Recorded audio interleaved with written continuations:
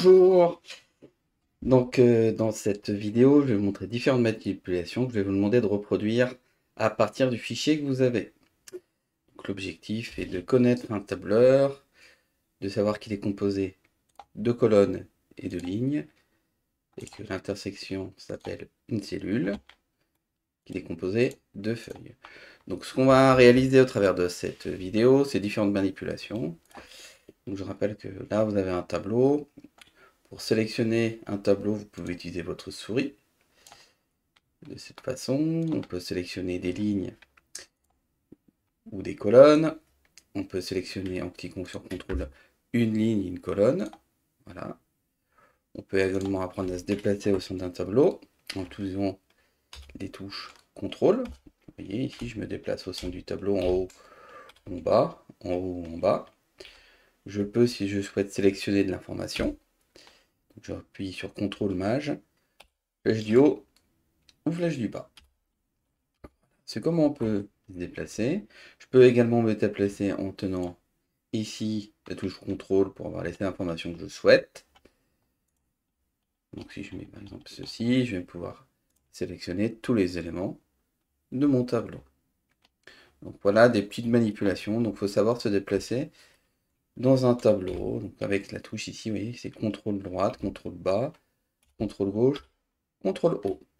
Revenir sur les en-têtes. Vous avez la possibilité également d'utiliser la touche CTRL page qui vous permet de changer de feuille de calcul. CTRL début vous permet d'être au début du tableau, CTRL fin vous permet d'être à la fin du tableau. Donc lorsqu'on veut sélectionner des plages qui sont différentes, on reste appuyé sur la touche CTRL. Ça nous permet de sélectionner des plages qui ne sont pas côte à côte, en colonne ou en ligne. Voilà. Et la fonction Maj nous permet de sélectionner également les cellules qui sont côte à côte. Donc, première étape, c'est apprendre à se déplacer. Là, vous avez un tableau qui est relativement petit, qui ne contient que 140 lignes et quelques colonnes. Donc, on va commencer par regarder un petit peu les formats qu'on peut retrouver. Donc, si vous sélectionnez les valeurs, vous avez un menu en haut qui s'appelle le ruban. Dans ce ruban, il se décompose en une partie qui concerne la partie nombre, où il y a différents formats, la partie alignement, qui concerne l'orientation et le contenu de ce qu'on peut mettre à l'intérieur, la partie police, qui concerne police, la taille, si on veut barrer des exposants, les bordures qui vont nous permettre d'évaluer sur le contenu à l'intérieur, le remplissage pour avoir les couleurs, et si on protège ou pas cette feuille de calcul. Tous ces éléments sont disponibles, donc soit en faisant un clic droit, et on fait format cellule, et on retrouve tous les différents menus. Également les menus qui vont apparaître sont en haut, sur cette barre principale. Donc, le premier élément que je vais vous demander, parce que là, vous avez un fichier qui est récupéré d'un PGI. Donc ça, c'est des informations qui sont tirées d'une base EBP. Vous voyez, il n'y a que des valeurs. Donc, notre mission, ça va être déjà de formater ces valeurs et de modifier leur affichage. Donc, on va commencer, par exemple, en mettre format séparateur de milliers. Donc, soit vous sélectionnez tout, vous faites séparateur de milliers, et on peut faire de la même chose en termes de nombre, comptabilité de aucune décimale. Voilà. Si on veut travailler sur le format monétaire, on peut également travailler sur le format monétaire. Donc, je peux bien sûr me déplacer avec ma souris si je le souhaite. Là, vous testez les deux types de manipulation. Donc, vous voyez, j'ai remis la mise en forme. Il se peut, vous voyez ici, c'est le cas, que parfois, j'ai mes cellules où il y a des dièses qui apparaissent. Donc, on peut redimensionner automatiquement la taille d'une colonne ou d'une ligne. Pour ce faire, vous sélectionnez les colonnes concernées et vous faites un double clic sur l'intersection. Ça va redimensionner toute votre colonne à la même taille. Ça marche également sur votre ligne. Donc là, vous allez commencer à remettre en forme un petit peu votre tableau. Donc ça, c'est les manipulations de base. Donc si on veut changer la couleur, modifier, fusionner, séparer, on clique sur ce menu-là. Si on veut changer ici la couleur, bien on change les bordures, les polices, les éléments que l'on souhaite. Si on souhaite revenir en arrière, on revient en arrière. par exemple ici, dans le format de cellule, si je veux quelque chose de différent en termes de remplissage, je peux choisir des éléments différents. Excusez-moi, je me mets au bon endroit. Donc ça va bien apparaître d'une certaine façon. Si je veux revenir en arrière, voilà. Donc là, c'est quelques exemples de manipulation de base. On peut, sur des éléments textuels, les centrer soit alignés au centre ou pas. Je vous montre la différence. Là, je vois quelque chose qui est centré et centré. Si je décoche, je peux situer des éléments différents. Là, je vais double-cliquer pour faire apparaître ma ligne. On peut bien sûr appliquer sur une sélection, sur un titre. Donc pour la suite, donc là, on a remis les choses en format monétaire. On va calculer et vérifier si les sommes qui nous ont été réalisées sont bonnes. Donc vous allez vous mettre sur la colonne ici, juste à côté, et vous allez me réaliser la somme de tous les éléments qui composent cet élément. Et vous allez recopier vers le bas. Et on va faire également la même chose avec cet élément qui se trouve juste à côté. Voilà. Normalement, on doit voir apparaître les mêmes montants. Vous voyez, ici, je clique. Ce qui va m'intéresser maintenant, c'est de démontrer. Donc là, vous montrer la formule somme. Grâce au menu, vous avez la possibilité de faire lister la somme. On a d'autres fonctionnalités qui sont la moyenne, le dénombrement, le maximum, le minimum. Donc on va ici, une fois qu'on a fait la fonction somme, s'assurer que l'élément qui est ici soit bien équivalent à celui-là et se vérifier s'il y a une erreur ou pas. Donc là on va utiliser la fonction si. On va dire que si l'élément qui est ici est égal ici à celui-là, je vais avoir la condition vraie qui va s'afficher. Sinon, je vais avoir la condition qui va s'afficher. Et je vais recopier mes valeurs tout en bas. Et je vais faire le procédé de la même façon ici. Donc là, c'est pour vous montrer c'est comment on réalise un test.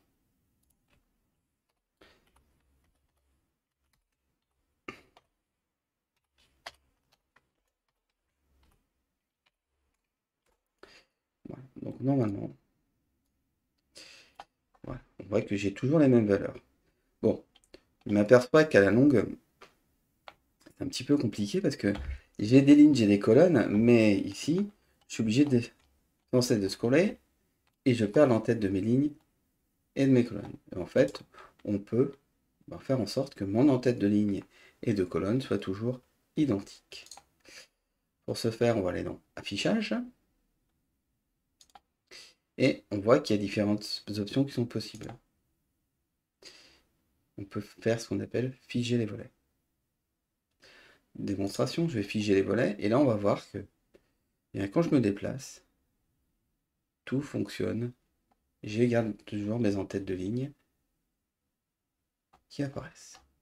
Donc votre mission, ça va être exactement de reproduire ça. Donc là, c'est pour se déplacer, pour naviguer plus facilement. Et toujours ces temps d'observation. On va en profiter maintenant pour remettre en forme un petit peu toutes ces valeurs-là. Donc on va sélectionner tous mes éléments, c'est-à-dire cet élément-là, ainsi que cette ligne-là. Je vais avoir la même mise en forme. On va peut-être décider d'un remplissage différent. Peut-être, si on le souhaite, on peut mettre des dégradés, des champs de texture. Alors faites attention à vos choix de couleurs, car ça devient vite illisible.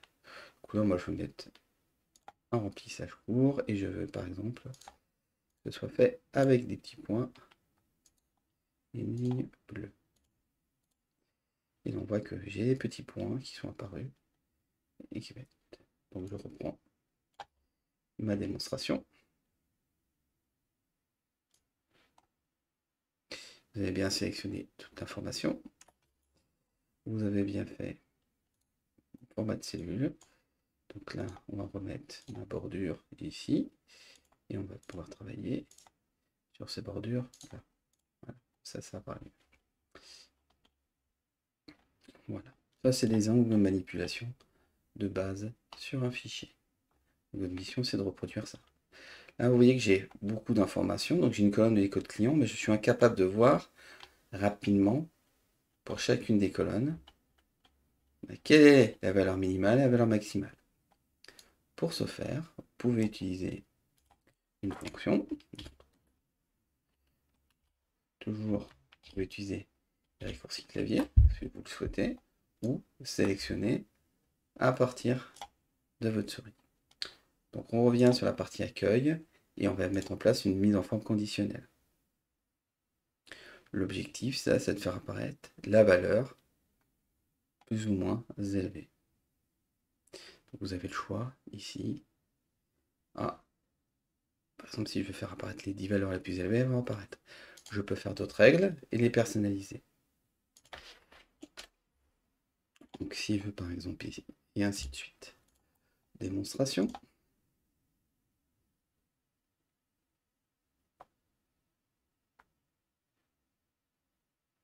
Si je veux faire apparaître les 10% les plus élevés, on voit qu'ici, je fais apparaître mes 10% les plus élevés.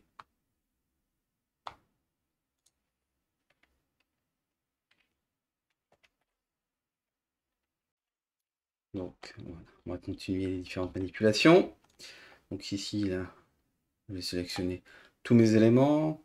Je vais mettre en place une valeur conditionnelle, par exemple, pour les 10 valeurs les moins élevées. Vous voyez qu'il va me les faire apparaître. Donc je peux sélectionner une valeur moins élevée.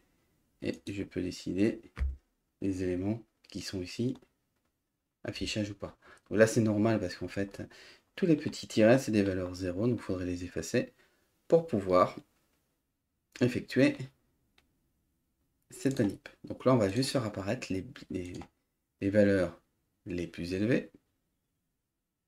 Donc on prend les 10 élevés, je peux prendre une des valeurs les plus élevées et on regarde si elle s'applique ou pas. Et on va dans cette base de test, on a un élément qui est le plus élevé. Donc je peux supprimer ma règle et pour supprimer ma règle, je peux donc gérer les règles et je la supprime. Parce que ce qui nous intéresse, c'est connaître la valeur la plus élevée, mais pour chacun des mois. Vous allez sélectionner, vous faites votre règle 10%, non, c'est 10 valeurs les plus élevées. Donc là, je veux que ma valeur la plus élevée, je veux que ce soit remplissage vert, et je fais OK. Si je veux, voilà. Si je veux que ça s'applique à tout, je peux reproduire la mise en forme et sélectionner tous les éléments qui vont apparaître cette mise en forme. Et là, si je relâche, j'ai bien ma mise en forme conditionnelle qui s'applique.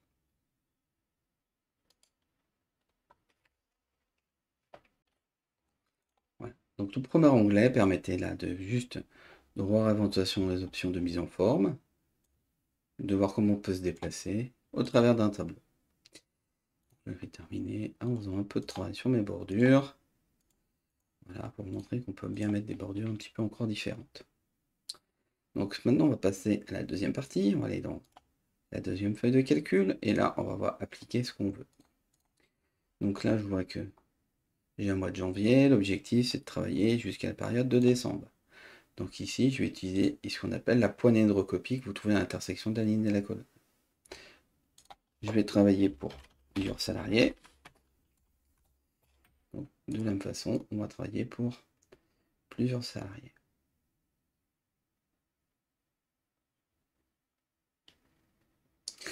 Donc moi, je vais m'arrêter à... On va s'arrêter à combien? Salariés. 200.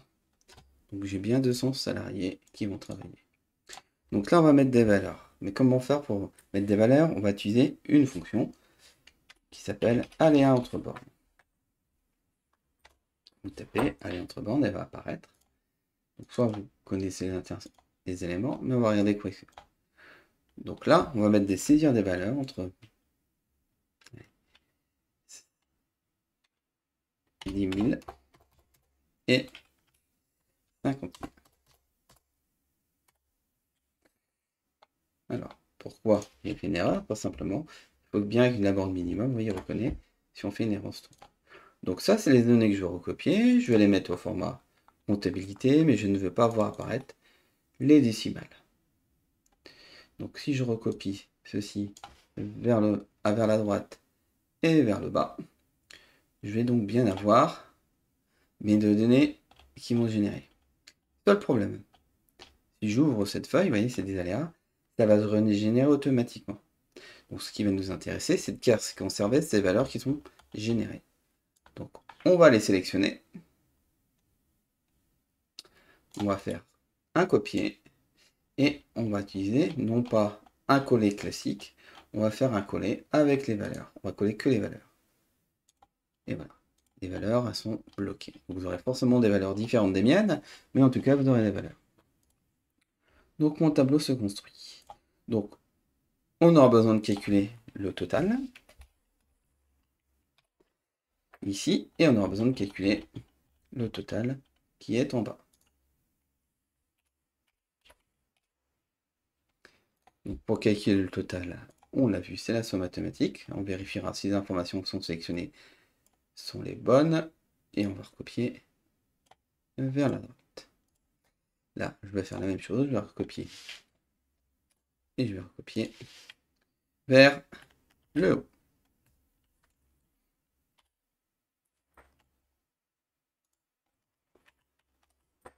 Voilà. Donc là, vous voyez, j'utilise que les raccourcis clavier pour me permettre de le faire. Donc ça va, ça se fait assez facilement. On va essentiellement travailler sur la moyenne à côté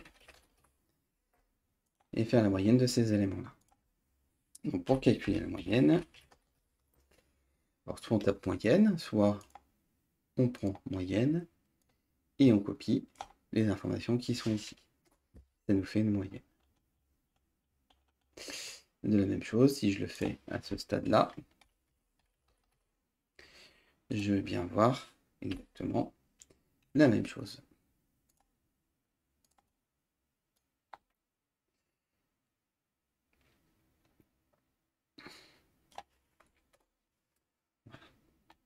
Donc là, après, on peut recopier vers le bas. Vous voyez, c'est toujours un peu pénible de se déplacer parce qu'on ne sait jamais. Donc là, on verra un peu plus tard à figer nos lignes et nos colonnes. Donc si je reprends ma moyenne, on vérifie que mes informations sont bien saisies. Je vais remonter mes informations. Voilà. En 2 clics, j'ai tout mon tableau qui s'est construit avec mes minimums, ma moyenne et mon maximum. Donc ça, c'est la première étape. Bon, ce qui va nous intéresser également, c'est de calculer la moyenne pondérée. Ici, on va faire moyenne pondérée ou coefficientée. Et on va me faire apparaître des coefficients au-dessus. Donc là, on va mettre 1 en coef pour tous ces éléments. Donc ici, on voit que la moyenne, elle n'apparaît pas clairement. Moi, si je la veux sur la ligne, je vais faire renvoyer la ligne. Bon, pour l'instant, on a des valeurs et on va faire la moyenne pondérée. Donc avant d'aller plus loin, on va quand même rectifier ces bêtises. Donc j'ai supprimé le total. Ici, le total, ça sera la somme des coefficients qui pourrait nous intéresser. Donc pour ce faire, on va faire la somme des coefs. Normalement, on s'aperçoit qu'on a 12 de coefficients. Donc la moyenne pondérée, c'est quoi? C'est un élément qu'on va multiplier par un autre élément, qu'on va ensuite faire la division par le total des coefficients. Donc ça risque d'être un peu répétitif, et on va s'apercevoir que l'élément qu'ici, si on recopie de manière incrémentée, donc je vais vous démontrer, si je fais toujours ça, c'est ce qui était souhaité, on doit diviser par le nombre de coefficients. Donc ici, je fais la démonstration. Si je recopie, je vais vite avoir un message d'erreur, parce qu'il va se déplacer. Donc, pour le faire, on va utiliser la fonction qu'on appelle SUMPROD. Donc, on va faire la SUMPROD de tous ces éléments. On va tout le temps multiplié par la somme de ces éléments. Vous allez me dire, ok, là je vais diviser par 12, diviser par le coefficient, mais vous allez me dire que ça ne va pas fonctionner de la même façon. J'ai toujours le message d'erreur. Pourquoi? Parce que une partie, les coefficients qui apparaissent ici en bleu, c'est-à-dire qui sont ma matrice 1, sont des valeurs qui sont dites absolues. Donc il va falloir utiliser soit les dollars, soit nommer la cellule pour pouvoir recopier mes valeurs. Il en est de même pour les valeurs qui correspondent au totaux des coefs.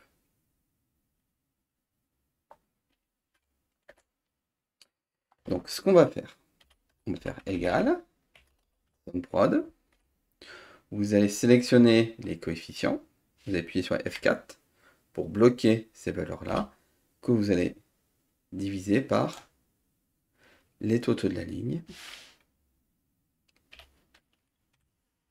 celui-ci, et que vous appuyez également fichier. Ça va vous permettre de recopier et de bien illustrer votre travail.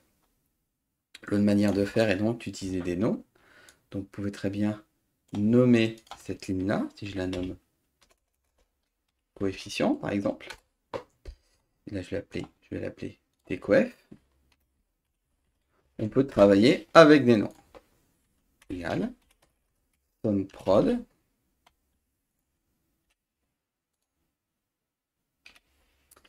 de ma ligne en question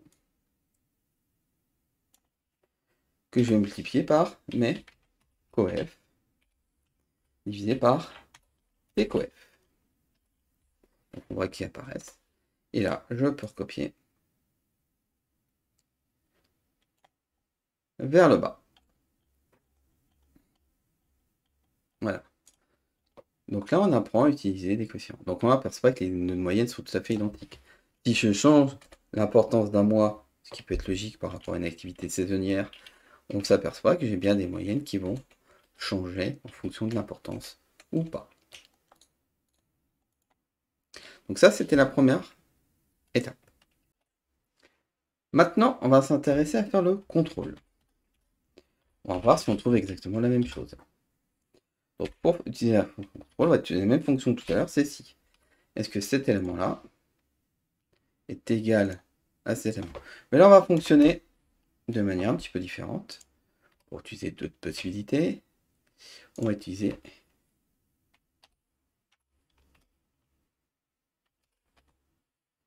l'utiliser dans l'autre sens.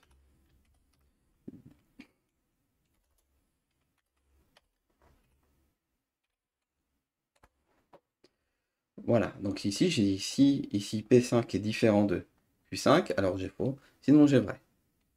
On aurait pu mettre, au lieu de mettre faux vrai, on aurait pu mettre erreur. Vous voyez par exemple. Erreur, ici, mettre aucun élément textuel. J'aurais eu aucun élément textuel. Ce qui permet de vérifier à ce niveau-là également. Ici, on voit que j'ai pas commis d'erreur. Et bien, on trouve exactement la même chose. Bon, maintenant, on va passer à la partie mes salariés. Je vais dire que dans mes salariés, ils font partie de plusieurs équipes. Je vais avoir des équipes 1, 2, 3, 4, on va dire qu'on a 6 équipes. Donc, on va faire. On va saisir équipe 1 et je vais créer 6 équipes. Voilà. Donc, je peux peut-être changer l'affichage de mes 6 équipes. Donc, on va changer le format de cellule. On va dire par exemple l'équipe 1. On va lui mettre un petit retrait. Par exemple, on voit qu'il est un petit peu décalé. L'équipe 2, on va faire peut-être la même chose. On va mettre 2, on va regarder, 2. On va mettre 1, 2, 3, 4, et ainsi de suite. On pourrait s'amuser. On va avoir produire la mise en forme. Donc là, on a des équipes. Et on va pas les recopier de cette. On va faire copier-coller. On va se déplacer tout à là-bas. Ici. Et on va. Excusez-moi, là, j'ai juste oublié de faire un copier. On est d'accord qu'on va dupliquer ça.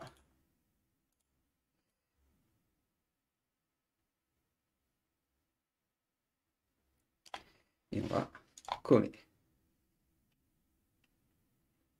Mhm. Ouais. Et on va coller. Donc là, on va avoir toutes mes équipes qui vont apparaître de manière successive. Donc on fait des équipes impaires et paires. Voilà. Ça, c'est une première partie. Premier élément. Donc, ce qui va nous intéresser, c'est de savoir quel est le chiffre d'affaires réalisé par équipe et afin de distinguer quels sont les salariés qui contiennent cette équipe. Donc, on va d'abord compter ici, peut-être savoir combien on a de salariés. Parce que là, on ne l'a pas dénombré. Donc ici, on va dénombrer les salariés. On va utiliser une fonction qui s'appelle NB. Vous allez voir qu'elle va vous... Et ici, vous allez voir, ça va vous générer les messages d'erreur. Parce qu'en fait, c'est pas nombrer qu'on veut, c'est NBVal. C'est dénombrer le nombre de valeurs qui existent. Et là, on nous aperçoit, on a bien 200 salariés. Voilà. Donc maintenant, on va s'intéresser ici. Donc on va se mettre, vous allez vous mettre à ce stade-là. On va faire les équipes. Et on va chercher le nombre de salariés.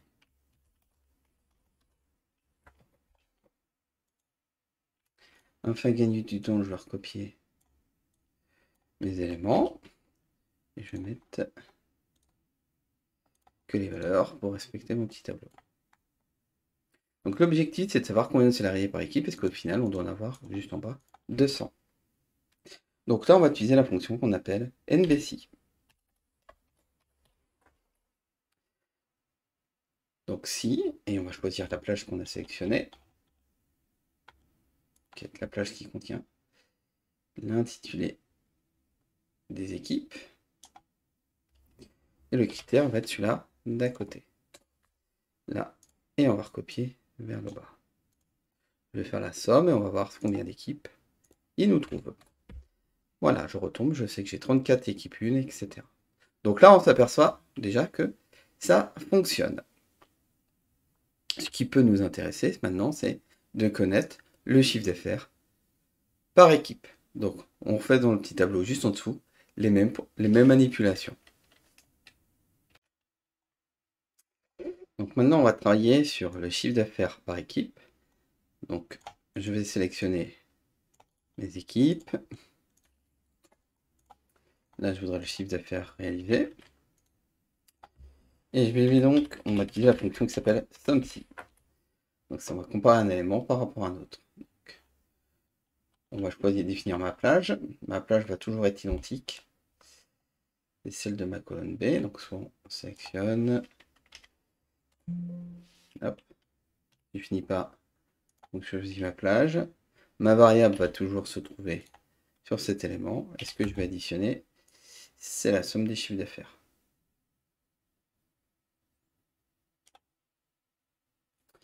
Ils vont être toujours identiques. Et je vais pouvoir recopier vers le bas. Je vais pouvoir réaliser la somme automatique. Et pour mettre un contrôle ici, on va vérifier que le montant ici correspond bien au montant doit se trouver tout en bas. Donc on va faire ici égal somme de tous les chiffres d'affaires, des 200 lignes. Et on va voir que le contrôle, on va trouver exactement la même chose. Après, il nous reste à mettre ça au format monétaire, que ce soit un peu plus lisible. Donc on verra les outils de présentation après. Donc ceci est fait. On a nos salariés, on connaît ici les chiffres d'affaires réalisés. Je peux éventuellement, possibilité autre type possible, là vous voyez qu'on a des chiffres d'affaires qui sont arrondis. Sinon si je veux arrondir des valeurs, je peux utiliser une fonction qui s'appelle arrondi. On peut arrondir au niveau supérieur ou inférieur, en faisant arrondi.inf ou arrondi.sup. Si je veux arrondir cet élément par exemple à la dizaine d'euros le plus proche, je vais arrondir à -1. Si je veux arrondir à l'euro, à la centaine d'euros la plus proche, -2. Ainsi de suite. Donc là, on voit que j'ai des choses arrondies.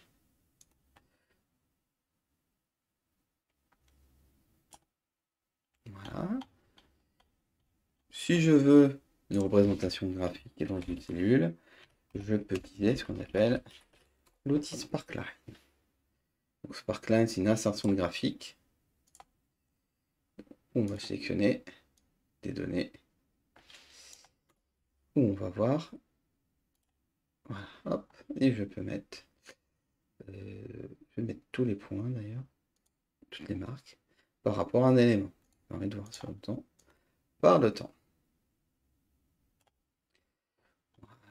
Donc ici, on a utilisé différents outils pour arriver à nos fins.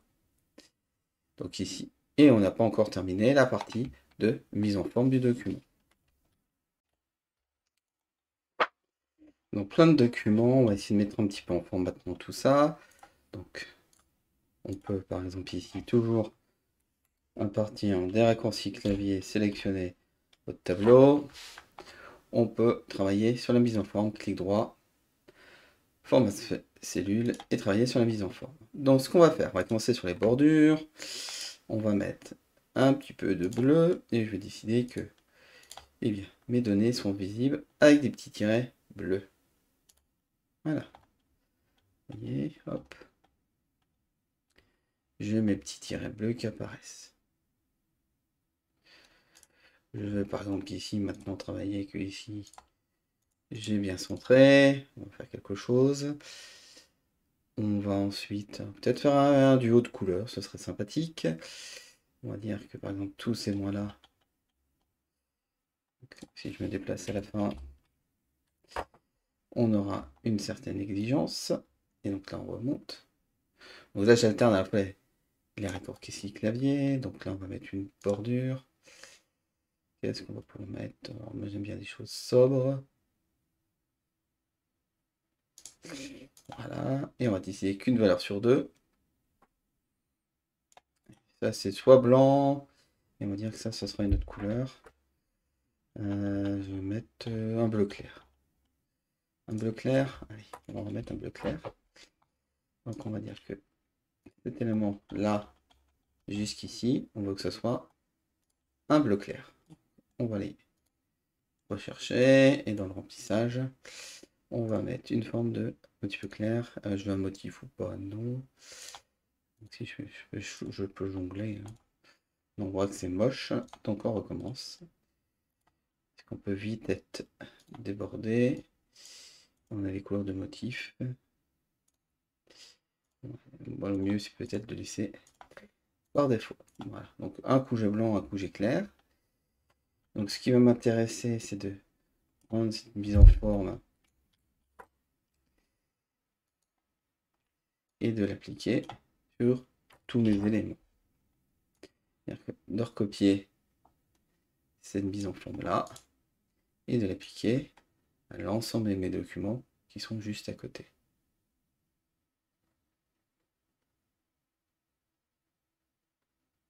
Afin de regarder la mise en forme de mon document. Alors hop, je perçois que celle-ci, je les appelé la dernière. C'est pas très grave, je reproduis ma mise en forme et je vais la recommencer à partir de mes bonnes valeurs. Voilà. Là j'ai effacé ma mise en forme parce que j'ai pas été très malin.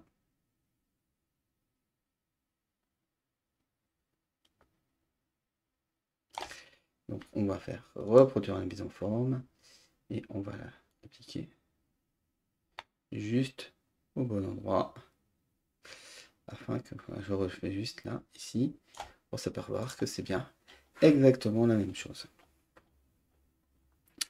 Voilà. Donc le tableau, la mise en forme. Ici, si je veux changer l'affichage de mes KLN, notamment l'orientation, je peux décider de faire un affichage ici, comme ceci.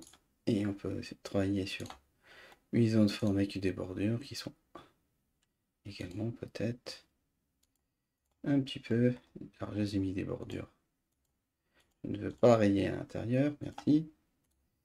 Voilà, hop. je veux mon tableau qui correspond. Alors, vous voyez bien que si on commence, il est toujours mieux de continuer.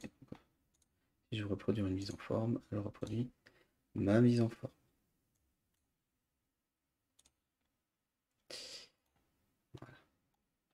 Voilà, on peut tout de suite faire des choses qui sont vite insupportables et très difficiles à lire.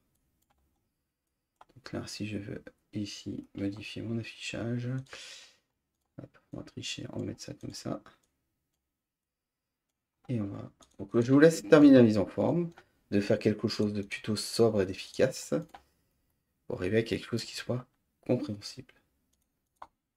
Dernier point, pensez également à afficher les volets pour pouvoir apparaître vos documents.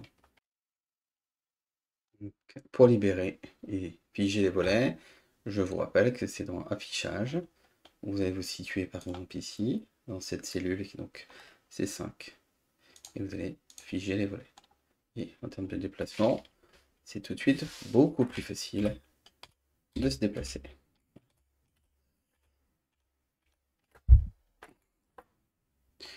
Donc, ce qui est fini, il nous reste à voir par exemple le petit rappel sur la mise en forme conditionnelle pour faire apparaître les valeurs les plus ou les moins élevées.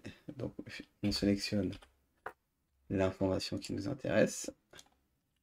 Là, on sait qu'on a, si on vérifie qu'on a bien toutes mes lignes, et on fait apparaître les valeurs les plus ou moins élevées. Donc, au travers d'une mise en forme conditionnelle, là, on va mettre la valeur la plus élevée, la valeur la moins élevée, on va les faire apparaître d'une couleur différente. Donc là, je vais choisir que la première valeur. Je veux que soit, j'aime bien le vert. Donc par défaut, c'est celle-ci. On a la possibilité, lorsqu'on consulte les règles, de modifier une règle, et bien sûr de modifier la forence, hein, de mettre autre chose que ces éléments-là. Une fois que j'ai fait ça, je peux rajouter une mise en forme conditionnelle. Donc là, on a dit les plus. On a fait les plus élevés, on va faire les moins élevés. Donc là, j'aime bien choisir les valeurs par défaut. Et ça nous permet d'avoir une lecture des moins élevés. Donc je vous laisse manipuler pour faire les autres moins. Donc on pouvait profiter également pour changer un peu la police par défaut. Et tous les éléments graphiques, terminer, finaliser votre tableau pour qu'il soit le plus correct possible. Voilà, donc j'ai un petit peu terminé la mise en forme. J'ai mis des bordures, j'ai masqué l'affichage de macOS. Voilà, c'est un petit peu fini. Et voilà ce que ça peut représenter. Votre travail peut représenter. Donc, je peux zoomer un petit peu davantage. C'est un exemple de manipulation. Donc, vous pouvez terminer ce fichier, c'est de reproduire ces manipulations. Vous avez également à votre disposition des petits fichiers qui permettent de faire des manipulations pour tester les fonctionnalités.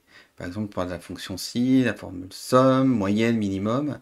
Donc, vous avez des fichiers pour vous entraîner, pour le réaliser par vous-même toutes ces manipulations. Voilà, à vous de jouer.